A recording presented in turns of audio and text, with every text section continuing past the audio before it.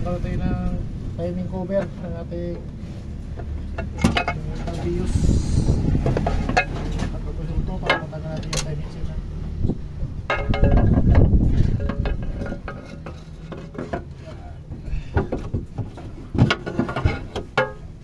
Okay.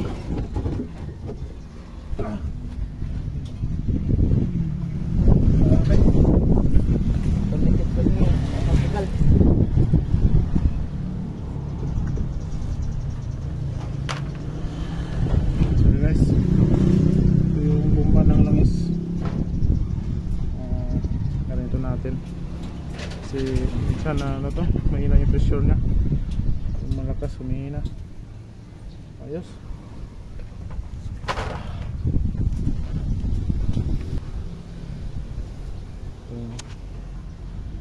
Ito na yung kanyang timing, no, timing chain. So ikutin muna natin yan na magagawin pa niyang timing marks pati doon sa baba sa crankshaft timing. Matanggal na natin itong head mamaya. Unahin mo natin itong timing chain. Okay, ayos.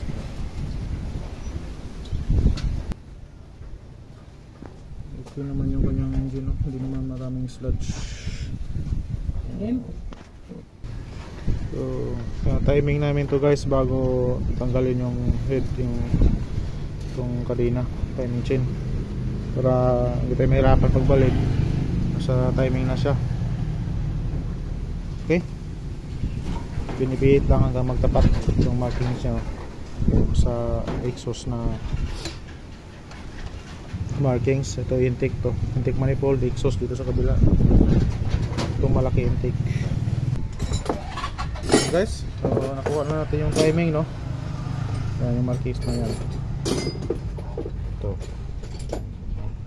yung sa kabila, yan, sa exhaust yan. Exhaust na camshaft. Ito intake. Tingnan natin sa baba. Oh, dito sa crankshaft yung kanyang markings, ito yung tuldok na yan. Yan, nakatapat sa kadena na kulay dilaw. Okay, so nasa tamang timing na tayo. Pwede natin baklasin yung ating timing chain ngayon. Ayos mga ka-Diyos Garad.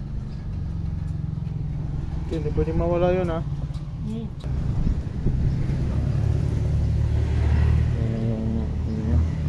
Pinson niya. Okay, timing, sa timing. So, yung ano natin nakabukas. Okay, ayos. Cut-update.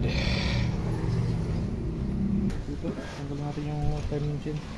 Ngayon muna natin yung timing guide para makuha natin yung timing chain. Ngayon yung dalawang disc. Tapos yung sunod natin yung tensioner kabila.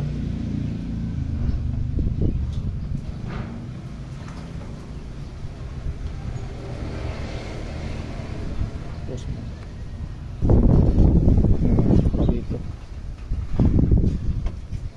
timing chain guide, kita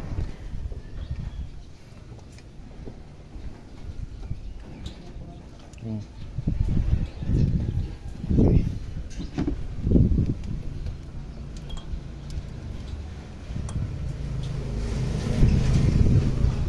Sunod natin yung tensioner.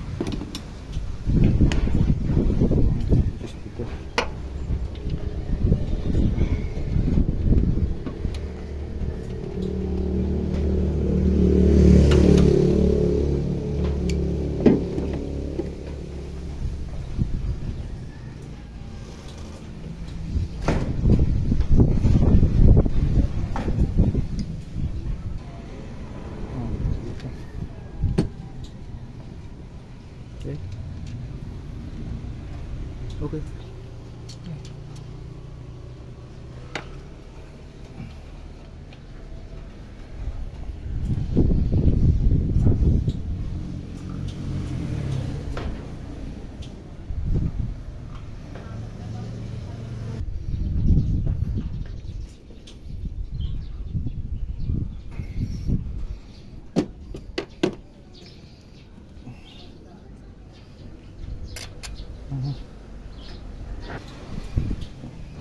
Tensioner, ito yung tumutulak sa ano, sa ating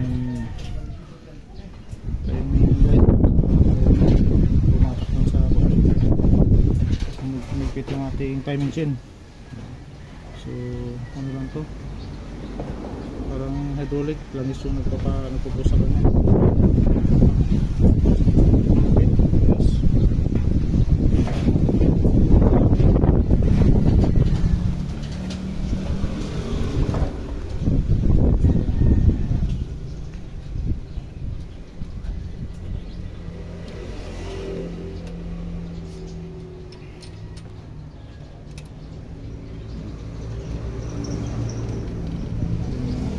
Chain, no? Timing natin yung may kulay kaya ito sa baba. Ayos na. Susunod na natin yung ito, yung dalawang camshaft.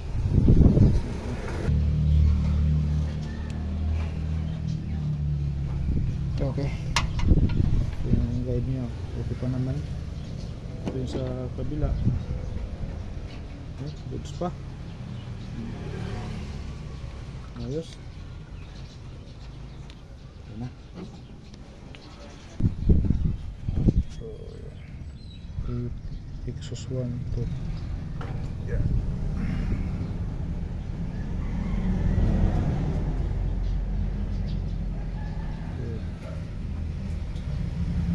Okay, ayos.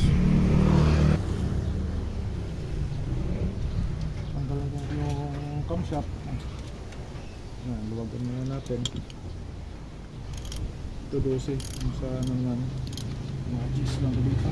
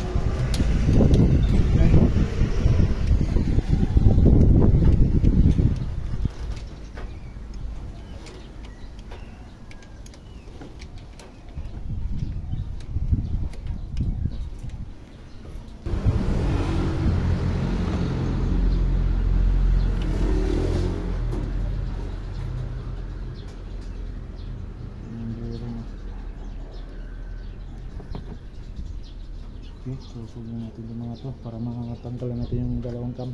Ayos. So natanggalan natin yung mga bearing nya. Natanggalin natin to mga cam.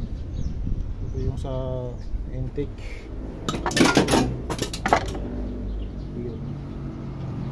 Sa exhaust.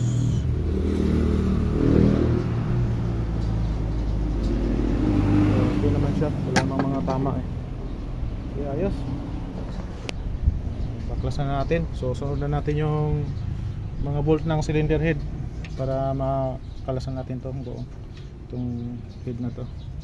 At nang ipamasin shop na natin to para surface natin bago natin magpalit ng head gasket para sure. Okay, ayos.